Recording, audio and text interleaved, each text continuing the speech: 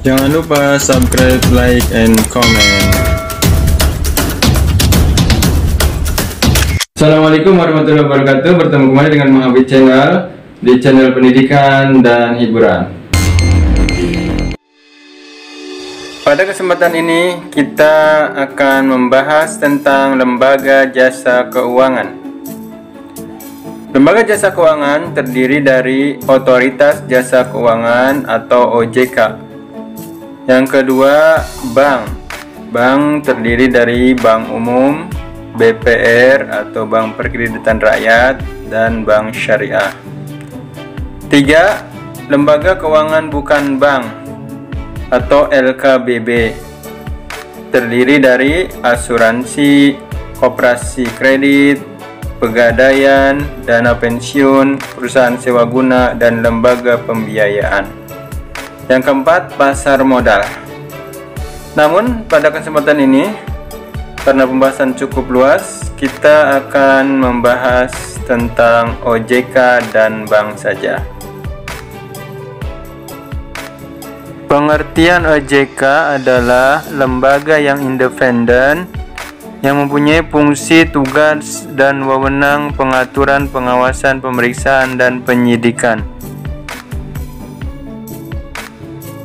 Fungsi OJK yaitu mengatur dan mengawasi kegiatan di bidang jasa keuangan di sektor perbankan, jasa keuangan di sektor pasar modal, dan jasa keuangan di sektor lembaga keuangan bukan bank. Sementara wewenang OJK yaitu menetapkan peraturan yang berhubungan dengan pengawasan di sektor jasa keuangan, menetapkan struktur organisasi dan infrastruktur, dan menetapkan peraturan tentang pemberian sanksi. Tugas OJK di bidang pengawasan: A. Menetapkan kebijakan operasional pengawasan terhadap kegiatan yang berhubungan dengan jasa keuangan. B. Melaksanakan pengawasan terhadap kegiatan yang berhubungan dengan jasa keuangan. C. Melaksanakan pengawasan dan pemeriksaan penyidikan terhadap lembaga jasa keuangan. D. Perlindungan konsumen dan tindakan lain terhadap lembaga jasa keuangan. E. Memberikan sanksi administratif terhadap lembaga jasa keuangan yang melanggar. Kita masuk pembahasan tentang bank.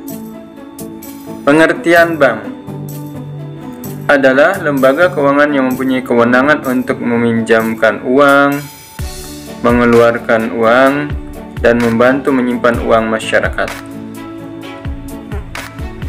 Fungsi dan tugas bank. Fungsi dan tugas bank di Indonesia yaitu: A. Bank sebagai penghimpun dana masyarakat. B.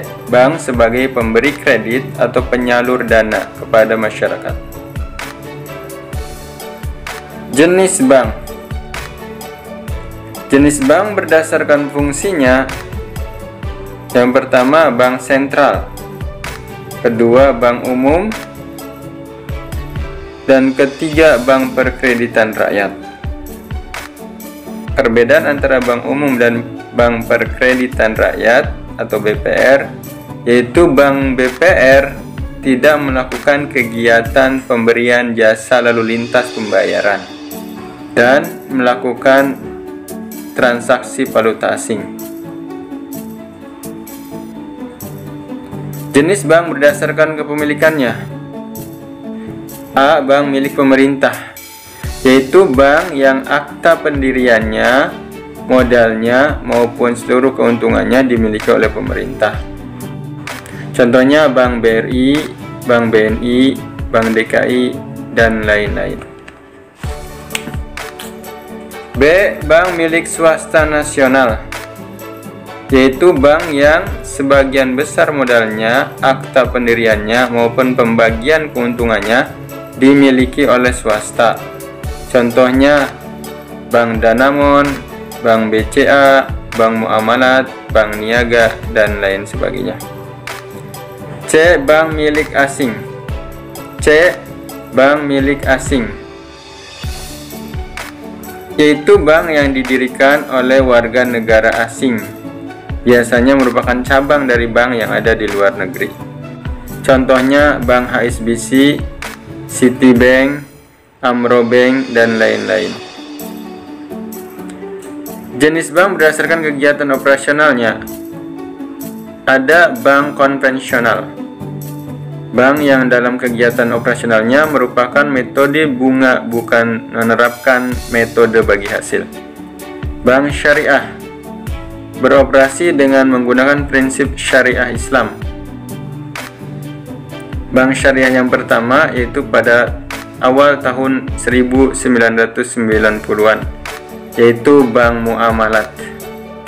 Produk-produk bank. Yang pertama, produk bank umum konvensional dalam bentuk simpanan, yaitu seperti giro, yaitu simpanan di bank yang dapat digunakan sebagai alat pembayaran.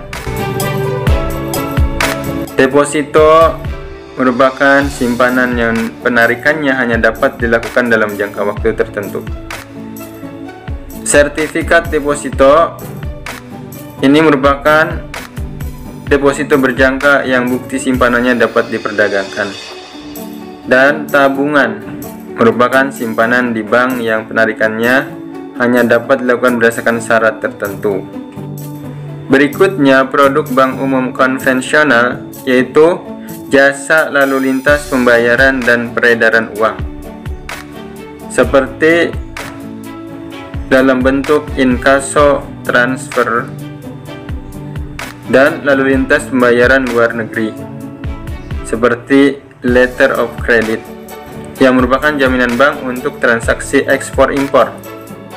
Produk bank umum konvensional selanjutnya yaitu pemberian kredit kepada masyarakat.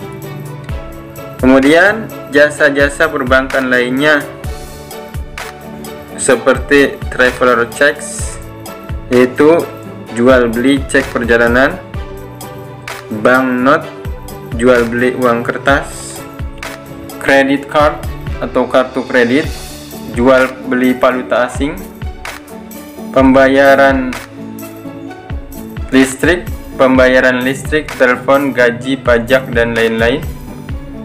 Menyediakan safe deposit box atau kotak pengaman simpanan. Jika orang ingin menyimpan barang berharga, maka bisa disimpan di safe deposit box. Produk-produk bank syariah. Pertama, yaitu sebagai penghimpun dana atau funding, seperti wadiah, yaitu akad titipan dengan ketentuan barang yang dititip dapat diambil sewaktu-waktu. Yang kedua, mudharabah, merupakan akad bagi hasil usaha. Fungsi penyaluran dana atau financing. Penyaluran dana dalam bank syariah dibagi menjadi 3 kategori, yaitu jual beli, bagi hasil, dan sewa. Berikutnya, jasa perbankan. Jasa perbankan merupakan pelayanan bank kepada nasabah sehingga pihak bank akan menerima imbalan atau fee, seperti wakalah, perwakilan. Contoh produknya yaitu transfer, inkaso, debit card, letter of credit. Kafalah, penjamin. Contoh produknya letter of credit, bank garansi, charge card. Dan ketiga, hawalah, pengalihan piutang. Contoh produknya bill discounting, post date check atau cek mundur, sharp, pertukaran mata uang. Contoh produknya yaitu jual beli valuta asing. Selanjutnya kita masuk pada lembaga penjamin simpanan atau LPS. Dalam Undang-Undang Nomor 10 Tahun 1998 tentang perbankan yang mengamanatkan pembentukan suatu lembaga penjamin simpanan sebagai pelaksana penjamin dana masyarakat.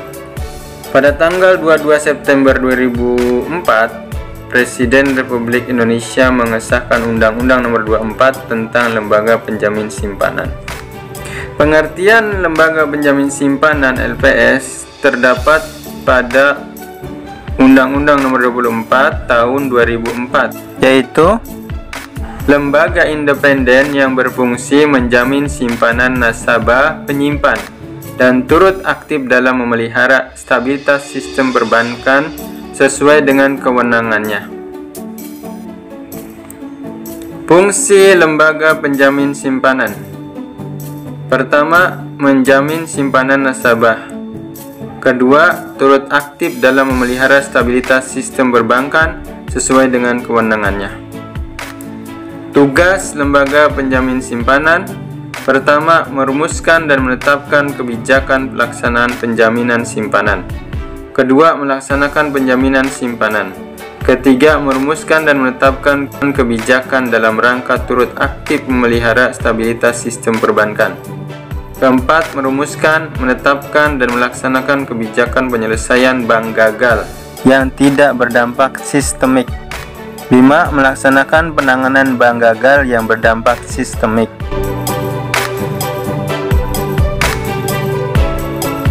Wewenang lembaga penjamin simpanan: pertama, menetapkan dan memungut premi penjaminan. 2. Menetapkan dan memungut kontribusi pada saat bank pertama kali menjadi peserta.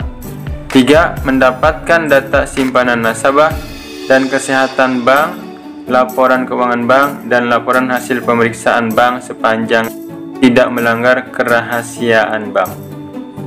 4. Menetapkan syarat, tata cara, dan ketentuan pembayaran klaim. 5. Melakukan penyuluhan kepada bank dan masyarakat tentang penjaminan simpanan. 6. Menjatuhkan sanksi administratif bagi yang melanggar.